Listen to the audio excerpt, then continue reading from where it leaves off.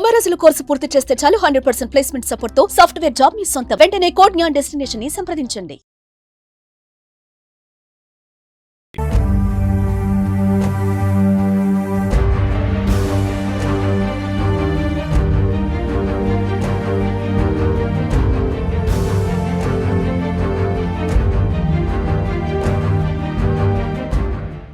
నేను లీగాలిటీకి సంబంధించిన ఫ్యాక్ట్స్ అని నేను మాట్లాడతాను.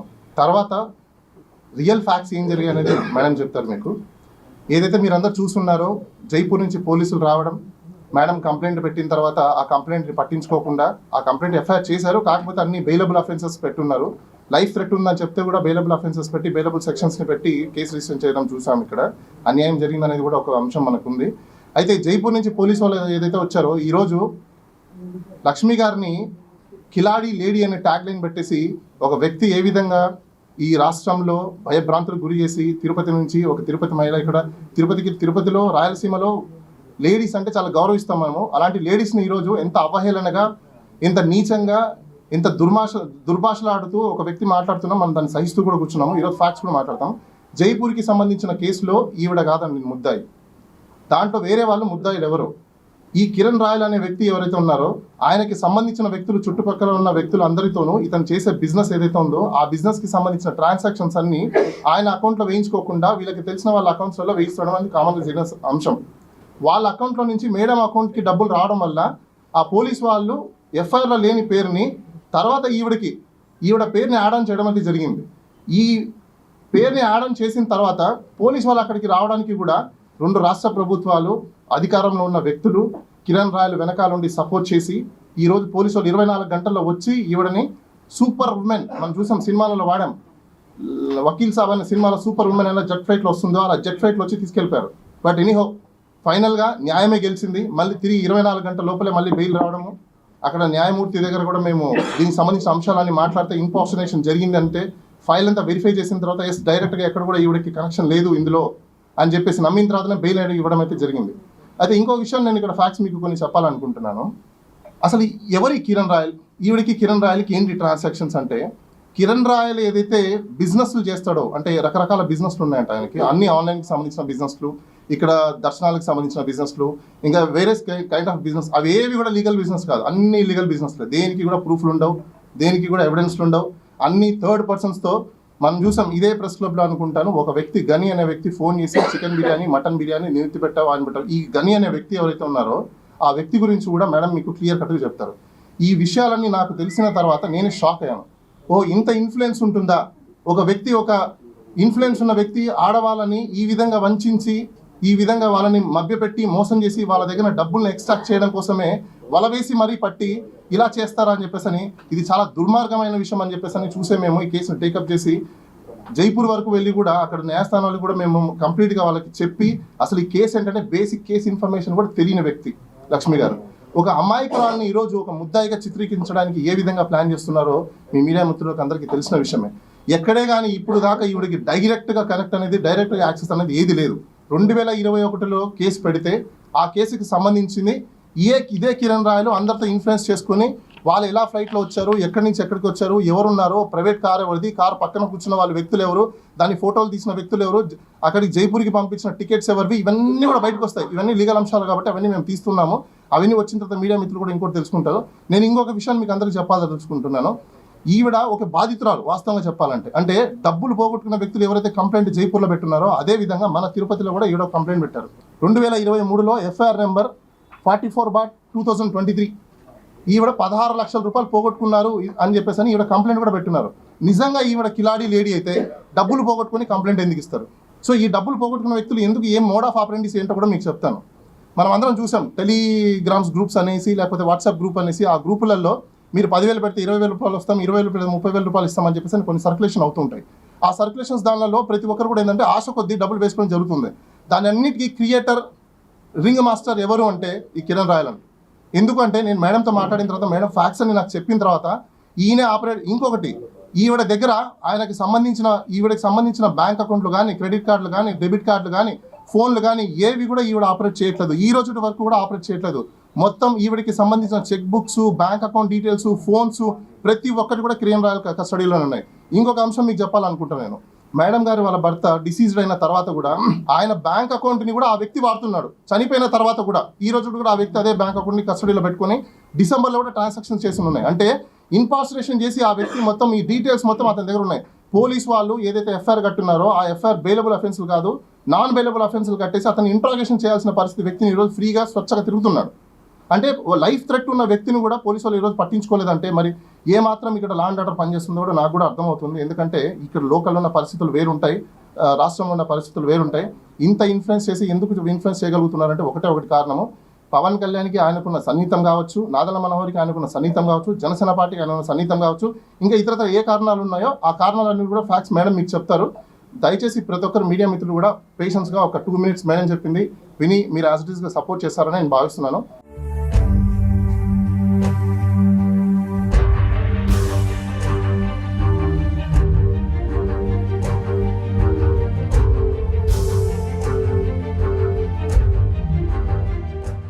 అందరికీ నమస్తే.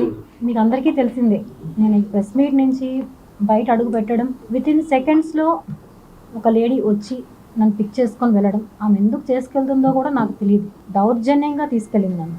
ఆమె ఎలా తీసుకెళ్ళిందంటే ఆమెకి ఎవరో ఫోర్సబుల్గా చెప్పి మీరు ఈ అమ్మాయిని తీసుకోరాకపోతే మీకు జాబ్ లేదు అని వాళ్ళకి చాలా ఎంత ప్రెషర్ పెట్టారో అంత ప్రెషర్ ఉంటేనే ఆమె అంత ఇలా బిహేవ్ చేస్తుంది. ఆమె చేసిన ప్రెజర్ వల్ల ఇక్కడ మన తిరుపతి పోలీసు వాళ్ళు కూడా ఏం చేయలేకపోయారు. ఒక లేడీ వచ్చి మొత్తం పోలీసులను మొత్తం మేనేజ్ చేసి వాళ్ళ దగ్గర ఎటువంటి ప్రూఫ్స్ తీసుకెళ్ళడానికి. నేను వాళ్ళు అక్కడ క్వశ్చన్ చేస్తుంటే కేసు ఏమని సమాధానం చెప్పాల. ఈవెన్ స్టేషన్లో ఒక్కరికి కూడా చెప్పలేదు వాళ్ళు. ఆమె లేడీ నాకు తెలియదు, నేను తీసుకెళ్ళాలంతే.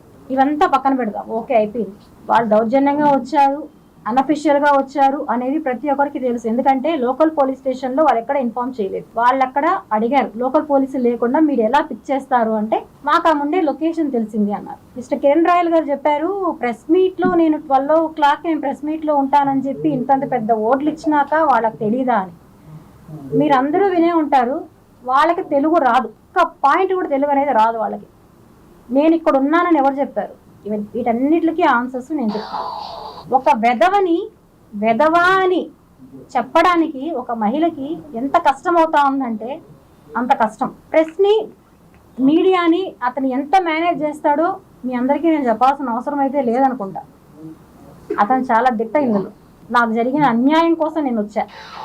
నేను కేసు పెట్టిన ఎస్పీ ఆఫీస్లో పెట్టిన సెకండ్స్లో ప్రెస్ క్లబ్ అవుతాని పిక్ చేయించాడంటే అతను చేసిన ఇన్ఫ్లుయెన్స్ ఏదైతే ఉందంటే అవన్నిటి గురించి చెప్తే నన్ను అక్కడ తీసుకెళ్ళిన తర్వాత కోర్టులో ప్రొవైడ్ చేసిన తర్వాత అక్కడ ఎవరైతే జస్టిస్ ఉన్నారో ఆమె లేడీ అడిగింది ఎలా తీసుకొచ్చారు అని అడిగితే బై ఫ్లైట్ అన్నారు. ఎన్ని గంటలకు వచ్చారు, ఏ ఫ్లైట్, ఎంత టైం పడింది అని అడిగితే వాళ్ళ దగ్గర ఆన్సర్ లేదు. దానికి ఎవరు బుక్ చేశారు అంటే ఆన్సర్ లేదు వాళ్ళ దగ్గర. 41 అనే నోటీసు ఇచ్చారా అంటే ఇవ్వలేదు అని చెప్పారు. వితౌట్ ఎనీ ఇవి ఎలా తీసుకొచ్చారంటే లొకేషన్ ట్రేస్ అయింది, అప్స్కాండ్లో ఉన్నింది, సో అప్స్కాండ్లో ఉన్నామే దొరికిందని చెప్పి తీసుకొచ్చేసాం. ఇప్పుడు మీకే తెలుసు ఎన్నో కేసులు, నాకు వీడికి తెలియదు, నాకు అక్కడికి వెళ్ళాకే తెలిసింది. నాకు టోటల్ అక్కడ ఉండే వాళ్ళే నాకు ఎక్స్ప్లెయిన్ చేశారు. కొన్ని కోట్ల స్కామ్స్, తీవ్రవాదులు ఎంత వాళ్ళైనా కూడా వచ్చి ఇమ్మీడియట్గా 2 గంటల్లో ఫ్లైట్ వేసుకొని వచ్చేసి ఒక హోటల్లో ఎవరైతే ఈ కిరణ్ రాయల్ ఉన్నాడో వాళ్ళని దింపి ఒక హోటల్లో ఒక ప్రైవేట్ ట్యాక్సీ బుక్ చేయించి, గవర్నమెంట్ ట్యాక్సీ కాదండి, నోట్ చేసుకోండి, గవర్నమెంట్ వెహికల్ కాదు, ప్రైవేట్ వెహికల్ తీసుకొని వచ్చి వాళ్ళని అక్కడ ఎక్కించి, మీరు అందరూ చూడాల్సిన విషయం ఏమంటే ఇందులో అన్అఫిషియల్గా ఒక అతను కార్లో ముందర కూర్చోన్నాడు, వైట్ షర్ట్ వేసుకొని ఒక పిల్లోడు. మీరందరూ నోటీస్ చేశారో లేదో నాకు తెలియదు. అతన్ని తీసుకొని ముందర కూర్చున్నాడు. అసలు అతను ఎవరు? పోలీసా, మీడియానా, లేకపోతే ట్యాక్సీ డ్రైవర్తో పాటు వచ్చిన అబ్బాయా? ఎవరతను? 20 ఏళ్ళ అబ్బాయి. వాడికి ఏ సంబంధం? లొకేషన్తో పాటు తీసుకొని వచ్చి ఆమె లక్ష్మి అని చెప్పి, నా దగ్గర వాళ్ళ ఫోటో కూడా లేదండి, క్లియర్. నేను అక్కడికి వెళ్ళాకే నా ఫోటో తీసుకున్నారు వాళ్ళు. లక్ష్మి ఇంత మీడియాలో 2 రోజులకు పబ్లిక్ అవుతా ఉంటే ఎవరికి తెలీదా అని చెప్పాడు. వాళ్ళకి ఏమీ తెలియదు, కేసు కూడా వాళ్ళకి ఏంటో తెలియదు. ఆమె ఒక లీవ్లో ఉంటే పిలిపించి ఫ్లైట్ టికెట్ వేయించి ఫైల్ చేతిలో పెట్టి 2 hours నీకు ఫ్లైట్ వెళ్ళు అని చెప్పారు. జరిగిన వాస్తవం ఇది. ఆమె దారిలో వస్తా ఆ మినిమం నాలెడ్జ్లో చదువుకునింది ఏమేమి ఉన్నాయని, ఏం కేసు అని. అందులో ఈ పాస్పోర్ట్ ఏదైతే ఉందో దాని గురించి కానీ ఇంకా ఏ ఉన్నాయో ఆమె ఏమీ చూసుకోలేదు అసలు. ఓకే, అన్నీ అయ్యాయి. నేను ఇక్కడ ఒకటే అడుగుతున్నానండి, ఇప్పుడు నేను ఒక జస్టిస్, ఒక న్యాయవాది ఏమిచ్చారు, నాతో పాటు నా బాబుని తీసుకోమోయేదానికి పర్మిషన్ ఇచ్చారు. మొత్తం అని క్లియర్గా చెప్పారు. వాళ్ళు తీసుకెళ్తామని చెప్పి నాతో పాటే మా బాబు వచ్చాడండి, తీసుకొచ్చారు చెన్నై దాకా. చెన్నై ఎయిర్పోర్ట్లో ఏదైతే ఉందో బాబుని బయట పెట్టి టికెట్ తీసుకొని వస్తాము ఉండు అని చెప్పి ఇమ్మీడియట్గా నన్ను లోపలికి తీసుకెళ్ళిపోయారు వాళ్ళు. మా బాబుని అక్కడ నిర్దాక్షిణ్యంగా వదిలేసి తీసుకెళ్తామని చెప్పారు. అక్కడ జడ్జి గారు చెప్పారు తీసుకెళ్ళండి బాబుని వాళ్ళ మదర్తో, ఆయన పర్మిషన్ ఇచ్చాక. అంటే వీళ్ళు నన్ను కిడ్నాప్ చేస్తున్నారా, ఇంకేమన్నా చేయాలనుకున్నారా? ఏం జరిగింది ఇక్కడ? ఆ వైట్ షర్ట్ పిల్లోడు ఎవరు? తీసుకొస్తానని టికెట్ తీసుకొస్తానని చెప్పి మా బాబును వదిలేసి వెళ్ళిన వాళ్ళు ఎందుకని వెళ్ళారు? ఇవన్నీ ఎవరికి తెలియవు. ఎందుకంటే కిరణ్ రాయల్ గారు పెద్ద తోపు తురుము. ఆయన భాషలో చెప్పాలంటే ఇంకా ఎన్నో. ఆయనలాగా నేను మాట్లాడలేను, నాకంటూ కొంచెం ఉన్నాయి ఎథిక్స్. అతనిలాగా నేను కాదు. అతని ఫ్యామిలీ గురించి కూడా నేను ఇంకా డిస్కస్ చేస్తాను. సో అయ్యింది. తర్వాత ఫ్లైట్ టికెట్ డబ్బులు లేకుండా మా బాబు రావడానికి ఆ మరుసటి రోజు సాయంకాలం కూడా రాలేకపోయాడు మా బాబు. కారణం ఏంటి? 6,000 రూపాయలు మా దగ్గర లేకుండా. ఆ పొజిషన్లో మరుసటి రోజు ఈవినింగ్ ఫ్లైట్కి మా బాబు రావడం జరిగింది. అదే రోజు మా బాబు నాతో వచ్చుంటే అదే రోజు ఈవినింగ్కి నేను ఇక్కడ ఉండుంటాను. ఎందుకంటే నన్ను వాళ్ళు కస్టడీ చెయ్యాలి. లక్ష్మి అన్నీ బయట చెప్తుంది. సో లక్ష్మి బ్లాక్ చెయ్యాలి. ఇప్పుడు చేస్తే నా నిజాలన్నీ స్టాప్ అవుతాయి. ఎందుకంటే ఇంకా మహిళలు రారు కంప్లైంట్ కోసం. అయ్యో వీడు చేస్తాడు, మేము కూడా కంప్లైంట్ ఇస్తే అని భయంతో మిగతా మహిళలు రారు అని ఒక ధైర్యం, ధీమా. న్యాయం ఎక్కడన్నా గెలుస్తుంది. జడ్జి పిలిచి మొత్తం వాళ్ళు అపోజిషన్ లాయరే అండి, ఇక్కడ మా పక్కన లాయర్ కాదు, అపోజిషన్ లాయరే. ఇంకొకటి కూడా చెప్పాడు, మేడం మీకు ఇక్కడ అక్కడ జస్టిస్ జరగకపోతే ఇక్కడికి రండి, నేను చేస్తాను మీకు జస్టిస్ అని ఆయన మొబైల్ నెంబర్తో సహా నాకు ఇచ్చి పంపించాడు. వాస్తవం ఇది. ఓకే, అయ్యిందంతా. కిరణ్ రాయల్ గారు పెట్టిన అలిగేషన్స్ వైఎస్ఆర్సీపీ వాళ్ళు సపోర్ట్ ఉన్నారు, డబ్బులు తీసుకుంది. ఓకే, ఏ వైఎస్ఆర్సీపీ నాయకులు వచ్చారండి? వైఎస్ఆర్సీపీ నాయకులు ఉంటే వాళ్ళే డబ్బులు ఇచ్చుంటే నా బిడ్డలు మాకు ఉన్న ఏకైక ఒక ప్రాపర్టీ కూడా లేకుండా చేసుకొని నన్ను అక్కడి నుంచి ఈరోజు తీసుకొచ్చారు ఇక్కడికి. నా 2 బిడ్డల్ని పెట్టాడు. ఈరోజు బాధ దానికి అతను అంతకంతకు అనుభవిస్తాడు.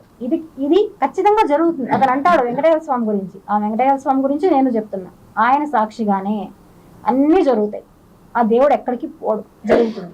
అతను అనుకున్నాడు ఇంతకుముందు కేసులో వెళ్ళిన వాళ్ళు 60 రోజులు రాలేదు, సో ఈమె ఇంకా రాదు బయట, ఎందుకంటే ఈమెకుంటే హెల్త్ ఇష్యూలు చచ్చిపోవచ్చు అక్కడే అని డిసైడ్ అయిపోయి నన్ను డబ్బులు ఇచ్చి ఫ్లైట్ టికెట్స్కి, వాళ్ళు ఉండడానికి హోటల్ అరేంజ్ చేసి, వాళ్ళకి తినడానికి పెట్టి అన్నీ చేసి తీసుకెళ్ళాడు.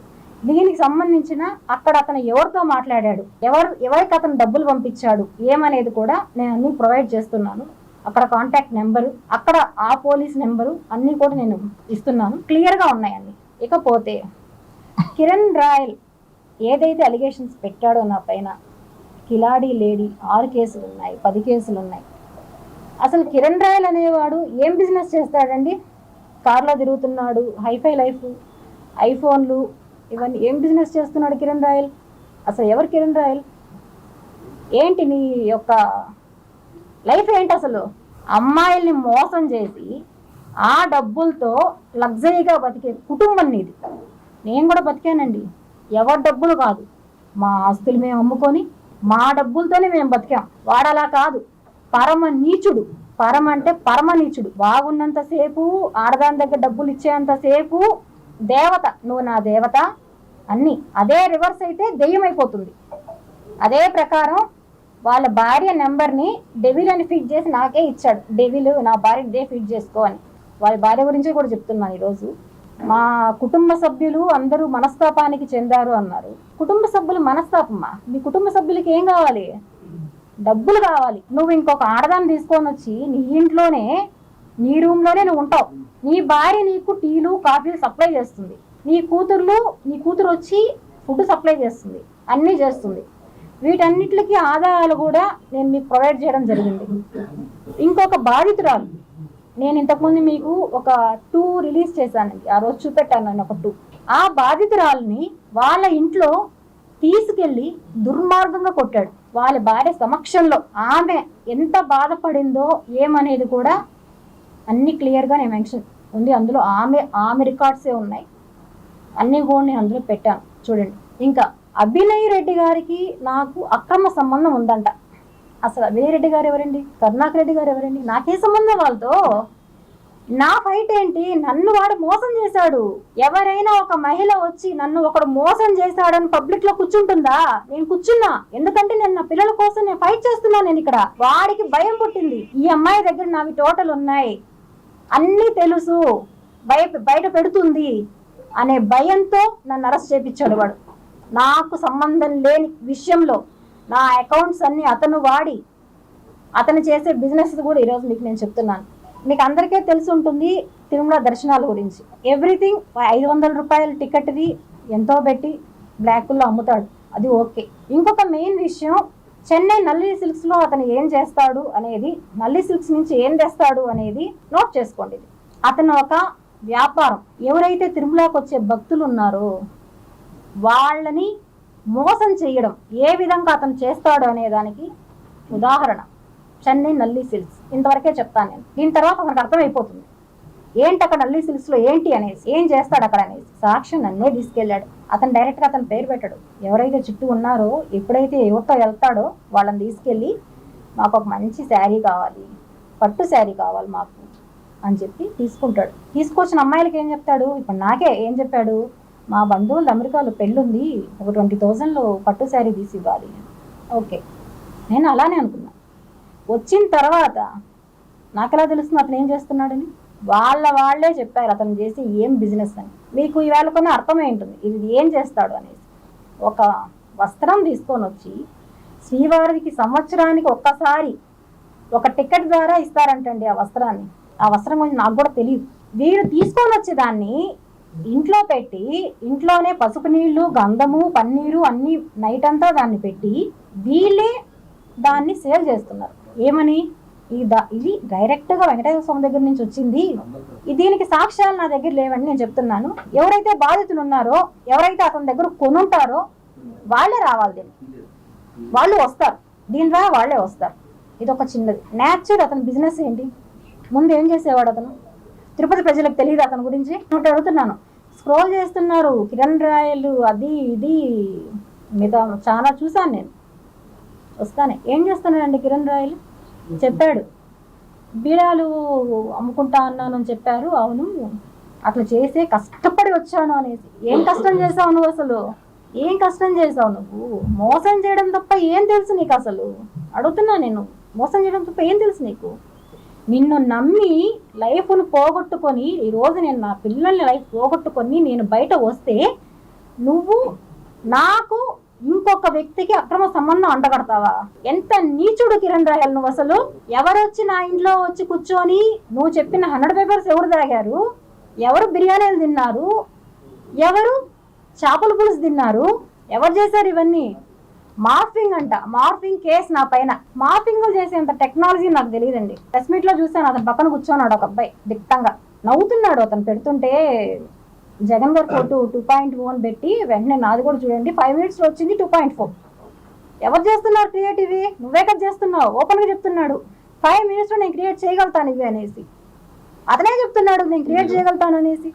ఇది మా ఇల్లు చూడండి. ఇవన్నీ కూడా గూగుల్ లింక్ షేర్ చేస్తున్నాము. దాంతో దీంట్లో నుంచి, ఆ ఫోటోలో నుంచి date, time, location, everything. Next ఇంకో ఫోటో కూడా ఉంటుంది. దీంతో పాటు మార్ఫింగ్ చేశారన్న ఫోటో కూడా మీకు చూపిస్తాను. Original photo, this is original photo. ఇది మార్ఫింగ్ కాదండి, ఇద్దరు వ్యక్తులు తీసుకున్న ఫోటో. దాని కంటిన్యూషన్ కూడా ఇంకో ఫోటో. అతను ఏవైతే చూపించాడో ఇవి నా ఒరిజినల్ ఫోటోస్. నా పక్కన నేను ఇంకొకటి పెడతానండి. Okay, this is original. And continuation వచ్చేసి ఇదిగోండి. The next continuation style. Next Abdul గని తీసుకొచ్చాడండి ఫోన్ చేసి, ఇంటికెళ్ళి వాడిని బెదిరించి నువ్వు చెప్పాలి అని చెప్పి బెదిరించి, కంటెంట్ కూడా వీళ్ళే ఇచ్చారు ఏం చెప్పాలి అని కూడా చెప్పాడు. ఏం చెప్పాలి నువ్వు అని ఫోన్లో చెప్తున్నాడు. అన్నా నేను ఆటో డ్రైవర్ని అని. నిజమేనండి, అతను ఆటో డ్రైవరే. ఆటో డ్రైవర్ ముందు ఎవరు నువ్వు? Kiran royal driver and Janasena అధినేత పవన్ కళ్యాణ్ దగ్గర వర్క్ చేసిన ఒక వ్యక్తి అబ్దుల్ గని. వాళ్ళ ద్వారా తెలిసిన అతను నాకు ఎలా పరిచయం అండి, ఆటోలో ఎక్కింది అని చెప్పి. ఆటోలో ఎక్కింది ఎక్కడ? 2021లో వైకుంఠపురం ఆర్చ్ దగ్గర అంట.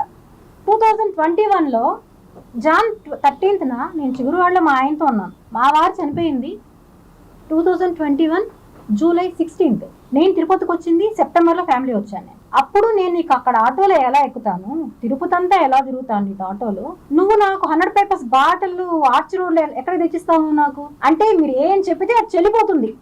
మీరు ఏం చెప్పినా ఒక మహిళ నోరు ఎత్తిందంటే మీరు అంచేదానికి ఎన్నెన్న చేస్తారు. మీరు ఎంతకన్నా నీచానికి దిగజారిపోతారా మీరు? అసలు ఏం మనుషులయ్యా మీరంతా? అసలు ఎవరిని చూసుకొని మీకు ఇవంతా? ఇదే క్వశ్చన్ నేను అడిగా. ఎవరిని చూసుకొని అంటే అతను నాకు చాలాసార్లు చెప్పిన విషయం. నోట్ చేసుకోండి, మిగతా మీడియా వాళ్ళు నోట్ చేసుకోకపోయినా నాకు పర్లేదు, నాకు ఎటువంటి ప్రాబ్లం లేదు. నేను ఇవన్నీ కూడా సోషల్ మీడియాలో నేనే రిలీజ్ చేస్తాను. మా అధినేత ఎవరైతే ఉన్నారో, నేను ఇప్పుడు కూడా చెప్తున్నానండి, నేను ఏ పార్టీ దాన్ని కాదు, నెక్స్ట్ కూడా చెప్తాను, నేను ఏ పార్టీ సంబంధించినది కాదు. నేను అక్కడి నుంచే చెప్పా. ఇంకొకరి గురించి నేను చెప్తాను. ఎక్కడి నుంచి చెప్పాను? జైపూర్లో మీకు నేను బయట నుంచి వస్తానే ఒక వీడియో రిలీజ్ చేశా, ఎవరి గురించి చెప్తాను అనేసి. నా దగ్గర ఆయనకి సంబంధించిన పెన్ డ్రైవ్ ఉంది, ఆయనకి సంబంధించిన డీటెయిల్స్ నా దగ్గర ఉన్నాయి. నేను ఏం చేసినా, నేను చంద్రబాబు నాయుడు తిట్టచ్చు, జగన్మోహన్ రెడ్డిని తిట్టచ్చు, ఇంకొకరిని తిట్టచ్చు, నన్ను ఏమి అనడు అనే ధీమా అతను నాతో ఎన్నోసార్లు చెప్పాడు. నా వెనకాల ఆయన ఉన్నాడు. నిజంగా ఉన్నారా పవన్ కళ్యాణ్ గారు? నేను అడుగుతున్నాను. నేను ఇప్పుడు నేను మిమ్మల్ని అడిగాను, దండం పెట్టి అడిగాను. అన్నా, నేను ఒక ఆడపడుచు బాధపడుతుంది, బయట వచ్చాను, దండం పెట్టి అడిగాను, నాకు న్యాయం చెయ్యండి అంటే మీరు సపోర్ట్ చేశారో లేదో నాకు తెలియదు. ఎవరు సపోర్ట్ లేకుండా అతను నన్ను ఇంత త్వరగా పెట్టి తీసుకెళ్లాడు అంటే నేనైతే నమ్మను. ఎవరి ఇన్ఫ్లుయెన్స్ లేకుండా కిరణ్ రాయల్ అనే వ్యక్తి ఇలా తీసుకెళ్ళడం జరగదు. ఏ ఇన్ఫ్లుయెన్స్ పెట్టాడు? ఎవరు సపోర్ట్ చేశారు అతనికి? ఎవరున్నారు అతని వెనకాల? ఇంతమంది అమ్మాయిల్ని చేస్తున్నావే నువ్వు అని అడిగితే నేను చెప్తున్నాను కదా, ఎవరేం చేస్తారు నన్ను? నేను ఆయన్నే బ్లాక్మెయిల్ చేస్తాను. నేను నువ్వెంత నాకు అంటాడు. బెదిరింపులు నాకొక్కదానికి కాదండి, బెదిరింపులు వాయిస్ రికార్డులో ఉన్నాయి. నా ఫోటో మార్పింగ్ చేసి ఇంకొక అమ్మాయి వదులుతాను నేను ప్రెస్ మీట్లో. నువ్వు నా పైన కంప్లైంట్ చేసావంటే నేను వదులుతాను ఈ ఫోటోని. ఎలా లక్ష్మి అంటుంది అమ్మాయి, ఏడుస్తుంది. నేను చెప్పా, నేను ఆ రోజు చెప్పాను కదమ్మా నీకన్నీ, నువ్వు ఆ రోజు నా మాట వినలా, ఈరోజు నువ్వు అనుభవిస్తున్నావు, బాధపడకు, ఏం కాదు అంటే, లేదు లక్ష్మి నేను ఇంత ఇది అనుకోలేదు నేను అని ఏడుస్తుంది. ఇక్కడ ఇంకో విషయం కూడా అండి, నాకు సార్ వాళ్ళు చెప్పారు ఇంతకుముందు, ఎవరు ఉమెన్ గురించి మాట్లాడకూడదు మేడం అనేసి. నేను ఎవరి గురించి తప్పుగా మాట్లాడడం లేదండి, ఇక్కడ వాస్తవాలు చెప్తున్నా, వాస్తవాలు మాత్రమే చెప్తున్నా. కిరణ్ రాయల్ గారిని నగరికి అరెస్ట్ చేసి తీసుకెళ్లారండి, అందరికీ తెలుసు.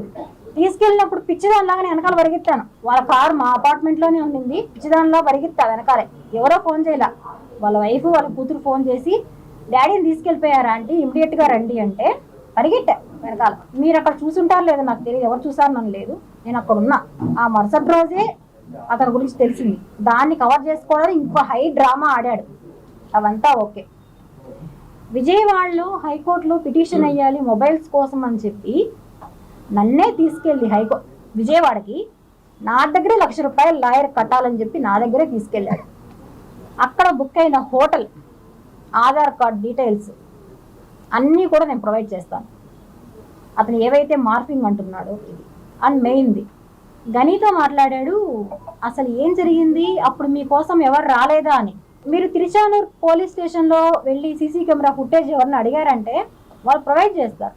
January 13, 2022 afternoon 3:30 to 6 o'clock footage అడిగి తీసుకోండి ఒకసారి. స్టేషన్లో ఎవరు వచ్చారు అని, మిస్టర్ కిరణ్ రాయల్ గారే వచ్చారు, ఇంకా వాళ్ళ పార్టీ వాళ్ళు వచ్చారు, అందరూ వచ్చారు. వచ్చి నన్ను కూడా తీసుకెళ్లారండి ఆ రోజు. అక్కడ ఈ అమ్మాయికి సంబంధం లేదు అని చెప్పి వాళ్ళే చెప్పి మిగతా ఇద్దరిని పంపించేశారు. నిర్దాక్షిణంగా వాళ్ళిద్దరిని పంపించేశారు. వాళ్ళిద్దరికి కూడా సంబంధం లేదు ఇందులో, వాళ్ళు విక్టిమ్స్. ఇక్కడ మొత్తం చేసింది మిస్టర్ కిరణ్ రాయల్. ఇది బయట రాలా.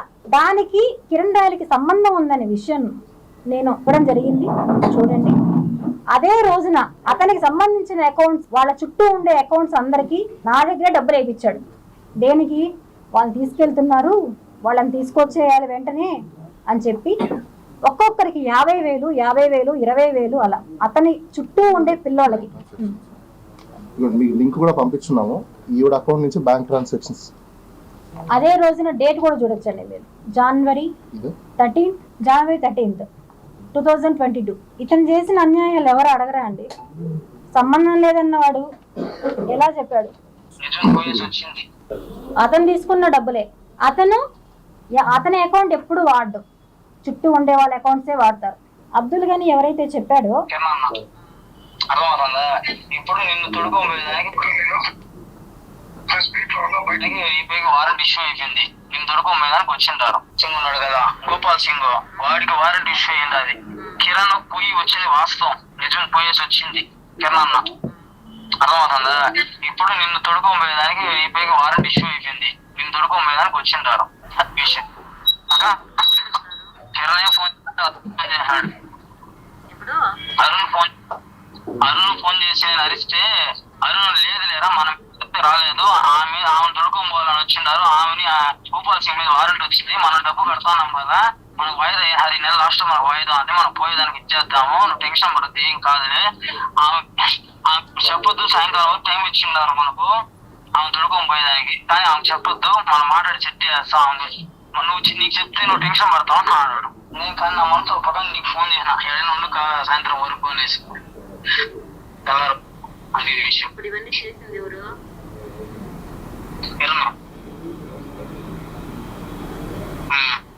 నాకు ఫస్ట్ ఫోన్ చేసిన స్క్రీన్ షాట్ పెట్టా చూడక, నాకు నేను ఆ మనిషి ఫోన్ చెప్పినాక అసి ఎప్పుడు వచ్చిన ఫోటో అవన్నీ నాకు వాట్సాప్ చేసినాడు. జస్ట్ ఒక 15 నిమిషాలు అప్పటి నుంచి పెట్టేసి ఆటో ఇంటికాడికి వచ్చి మళ్ళీ వెంటనే ఫోన్ చేసి నీతో మాట్లాడి నీకు చెప్తామంటే వాడు ఆమె కూడా ఇప్పుడు ఏం చెప్పొద్దాం, టెన్షన్ పట్టి ఏం కాదు అంటూ మాట్లాడతాను, నేను చెక్ చేస్తాను, కిరణ్ నేను అరిచినాను, నీకు తిండి కూడా వాడికి నా చెప్తా, వాడు టెన్షన్ నా కూడా ఎట్ట మాట్లాడతాడు అని అరిచినాక ఏం కాదు వెయిట్ చేయాలి, అది విషయం. అందుకని ఇది ఇప్పుడు కాదండి, ముందుది. ఇదే అబ్దుల్ గనీని తీసుకొని వచ్చి మాట్లాడి మ్యానిపులేట్ చేసి అన్నీ చేసి బెదిరించి కొట్టారో లేదో నాకు తెలియదు, అన్నీ చేసి మాట్లాడిచ్చాడు. ఈమె లక్ష్మి ఎవరు, నీకు ఎలా పరిచయం అని. దీనికి ఒక ఎగ్జాంపుల్ మాత్రమే ఇవి. ఈ సాక్ష్యాలు ఇంకా నా దగ్గర చాలా ఉన్నాయి.